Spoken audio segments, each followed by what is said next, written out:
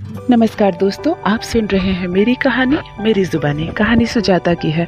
Sujata BA पास कर चुकी है और दिखने में बेहद खूबसूरत, समझदार, पढ़ी लिखी लड़की है, लेकिन प्यार करती है संतोष से। संतोष के प्यार में सुजाता इस कदर पागल है कि पिता, बड़े भाई, भाभी, माँ कई बार समझा चुकी है कि संतोष अच्छा लड़का नहीं है। गुटखा, पान, तंबाकू, शराब जैसी गलत आदतों का शिकार है। वो तुम्हें क्या अच्छा सुनहरा जीवन देगा। पर सुजाता किसी के सुनने को तैयार नहीं है। संतोष के इश्क में इस कदर डूबी हुई है कि सारा संसार फीका लगता है उसे। बस इसका रंग चढ़ा हुआ है सुजाता पर। संतोष भी सुजाता से बेहद प्यार करता है और दोनों छुप छुप कर मिला करते हैं। जब तक सुजाता कॉलेज में पढ़ती थी तब तक तो कोई दिक्कत ही नहीं थी। सुबह से शाम तक संतोष का साथ था। संतोष भी उसी कॉलेज में दाखिला ले लेता है जिसमें कॉलेज में सुजाता पढ़ती है, और न जाने कितनी बार फेल हो कि उसी कॉलेज में रहता है, ताकि जब तक सुजाता 5 साल कॉलेज में रहे, 5 साल उसे सुजाता का साथ मिलता रहे। संतोष की इस चाल को घर वाले सभी जानते हैं, लेकिन सुजाता तो अपनी बहन है, उसे कैसे छोड़ दे। समझाना बुझाना सही से करना ही बड़े भाई और पिता करते रहते हैं, लेकिन सुजाता पर किसी की नहीं चलती है। बड़े भाई दीपक की शादी देविका से हो जाती है, और देविका भाभी भी बहुत बार सुजाता को समझा चुकी है कि दीदी आप भी शादी करके अपने ससुराल चली जाएंगी, इन सब चक्करों में मत पड़िए, लेकिन सुजाता पर किसी का कोई बात का कोई असर नहीं होता है। देविका भाभी को शादी को देखते देखते 6 साल हो गए हैं, पर नियति को क्या मंजूर है कि उनकी गोद भर ही नहीं रही। कमी किसी में नहीं है, ना ही दीपक भैया में, ना ही देविका भाभी में, लेकिन दोनों माता पिता नहीं बन पा रहे हैं। भगवान की कृपा ही नहीं हो रही है, देविका प्रेग्नेंट ही नहीं हो पा रही है। एक तो ये भी चिंता है, और दूसरे सुजाता ने परेशान करके रखा है। अचानक एक दिन सुजाता 1 बजे रात को बहुत रो रही है और किसी से फोन पर बातें कर रही है। देविका की आंख खुल जाती है, वो जाकर छुप कर देखती है। सुनने की कोशिश करती है तो सुजाता संतोष से बात कर रही है। तुम समझने की कोशिश क्यों नहीं करते? मैं अब इस बात को छुपा नहीं सकती हूँ। मैंने तुमसे कहा ना मुझसे शादी कर लो।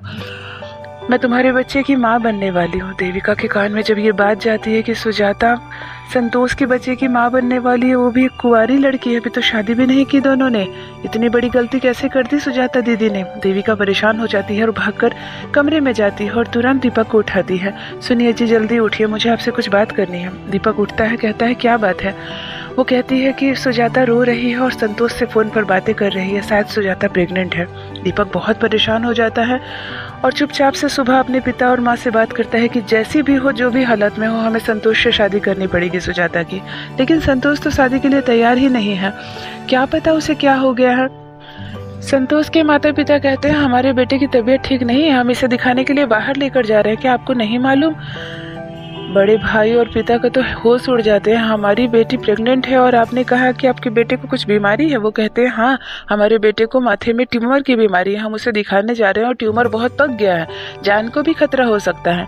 संतोष को दिखाने के लिए बेंगलोर लेकर जाते हैं उसके माता पिता, लेकिन नियति को क्या मंजूर है कि संतोष को ऑपरेशन के दौरान ही संतोष की मौत हो जाती है। जवान बेटे की मौत के बाद तो उसके माता पिता टूट से जाते हैं और उधर से उधर गांव चले जाते हैं और 1 साल तक वापस इस शहर में ना आने का फैसला करते हैं। देविका और दीपक परेशान हो जाते हैं कि अब क्या करें। सुजाता तो प्रेग्नेंट है और इसे कैसे छुपाएं। समाज में अगर एक बार ये बात फैल गई तो फिर इस लड़की से शादी कोई नहीं करेगा। सुजाता का रो रो कर बुरा हाल है। उसके पेट में संतोष का बच्चा है। संतोष अब इस दुनिया में नहीं है। संतोष से इस कदर प्यार करती थी कि संतोष को भी नहीं भूल पा रही है। फिर भी सुजाता को माता पिता सुबह सुबह एकदम अंधेरे में ही गाड़ी में बिठाते हैं और अपने गाँव ले जाते हैं। गाँव का मकान बरसों से खाली था।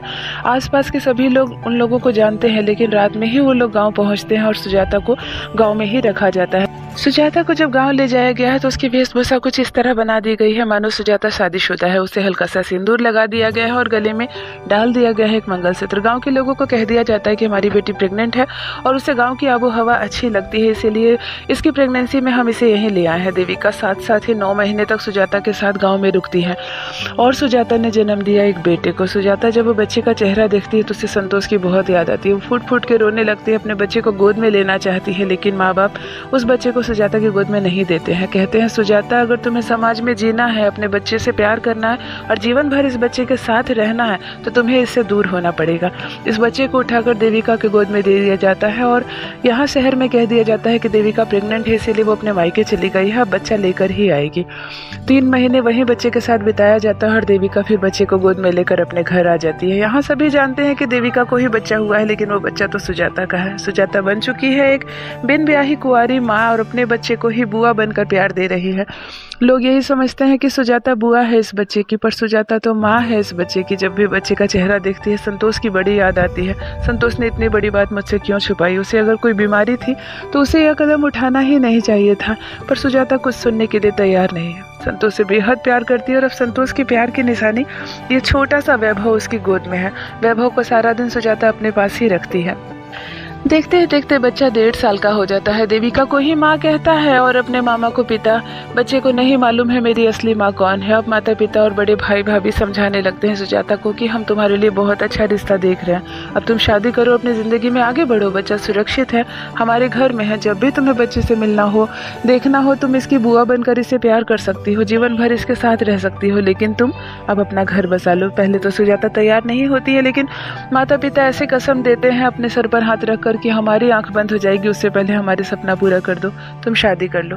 सुजाता शादी के लिए हाँ कर देती है और एक बहुत अच्छे देखभाल कर मनोज से सुजाता की शादी हो जाती है। सुजाता विदा होकर मनोज के घर चली जाती है।